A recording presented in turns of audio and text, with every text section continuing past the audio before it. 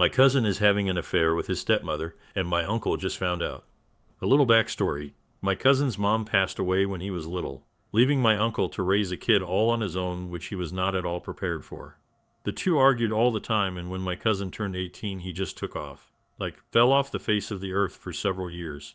No one knew where he was. Just assumed he was wandering around the country. When he left, my uncle realized that he'd been a bad parent and started trying to get his life in order. He quit drinking, went to a therapist, and eventually became the person I think he would have been all along if his wife hadn't passed. After a couple years, he met this woman named Carrie.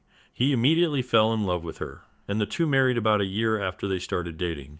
I was never really a fan of her, but hey, if she was making him happy, then who am I to judge? So it's been about 6 years since my cousin took off, and out of nowhere he calls my uncle.